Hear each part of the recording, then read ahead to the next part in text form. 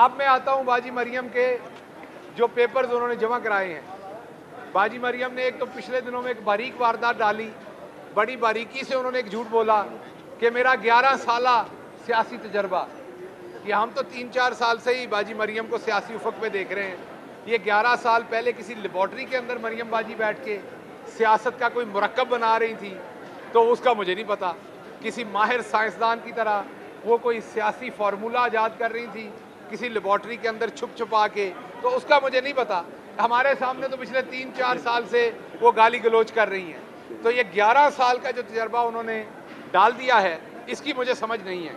आज उन्होंने 3 हलकों में पता चला है कि अपने जो पेपर्स हैं वो जमा कराएं। आप पेपर्स उनकी कॉपी हासिल करते हैं, देखते हैं कि क्या पेपर्स में भी उन्होंने यही लिखा है कि मेरी लंदन तो क्या पाकिस्तान में भी कोई प्रॉपर्टी नहीं है। देखते हैं कि क्या उन्होंने पेपर्स में ये लिखा है कि कैलबरी फॉन्ट मैंने कब इस्तेमाल किया था। देखते हैं कि उन्होंने पेपर्स के अंदर लिखा है कि वो जाली ट्रस्ट डीड कब बनाई गई थी। तो मरियम बाजी के पेपर्स देखने पढ़ने हैं, बड़ी ही महारत के साथ बड़े अच्छे वकला को उन पेपर्स को दिखाएंगे। और अगर उन्होंने ना लिखा ये बात, अगर तो उन्होंने अपने पेपर्स में ये लिख दिया कि मेरी लंदन तो क्या पाकिस्तान में भी कोई प्रॉपर्टी नहीं और इसका एनओसी भी लगा दिया, फिर तो ठीक है।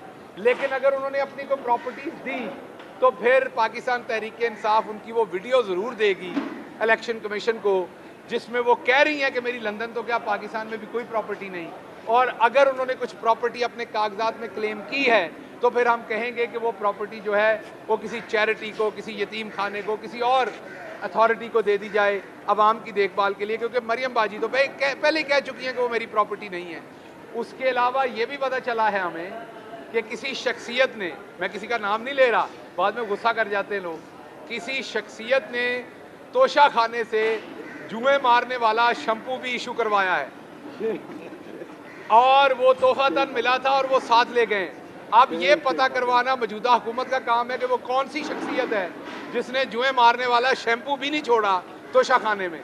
ये ज़रा पता करें कि किसको इसकी ज़रूरत थी। बहुत शुक्रिया। जितने भी ये केसेस बना रहे हैं उसके ऊपर हर अदालत का दरवाज़ा खटखटा रहे हैं।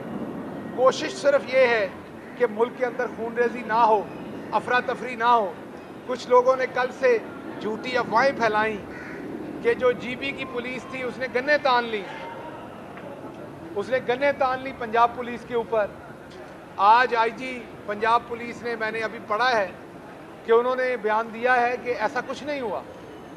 तो इस तरीके के जो झूठी खबरें फैलाने वाले लोग हैं ये भी इंतशार चाहते हैं, बुनियादी तौर पर उनका मकसद इंतशार फैलाना है।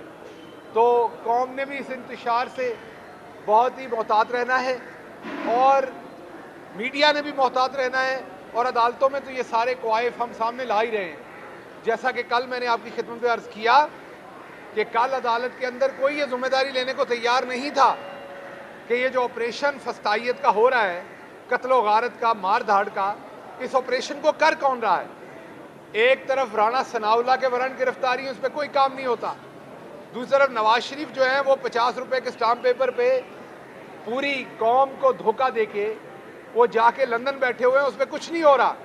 इमरान खान जिनके ऊपर एक जाली मुकदमा बनाया गया कि उन्होंने घड़ियाँ ली तो तोशा खाने से, तो तहाइफ और बहुत सारे लोगों ने लिए, उन पर मुकदमात नहीं है, उनके वारंट नहीं निकल रहे। तो उस जाली मुकदमे के अंदर वारंट जिसका मकसद इमरान खान साहब को पाबंद बनाना है कि वो अदालत आएँ, और वो ये वादा कर चुके हैं कि वो अदालत में जाएंगे, श्योरिटी बॉन्ड दे चुके हैं जो लाहौर हाई कोर्ट बार के प्रेसिडेंट हैं उनके थ्रू, लेकिन उसको मानने की बजाय वहाँ पर शेलिंग, वहाँ पर लाठीचार्ज, वहाँ पर हर किस्म का जुल्म किया गया और किया जाने का इरादा है। इसकी जितनी भी मजम्मत की जाए वो कम है। हम अदालत में भी अपनी लड़ाई लड़ेंगे। हम वकला का भी शुक्रिया अदा करते हैं जो हमारे साथ खड़े हुए हैं, सहाफ़ियों का शुक्रिया अदा करते हैं जिन्होंने इन मुश्किल हालात के अंदर सहाफ़त की जिम्मेदारियां अदा की हैं।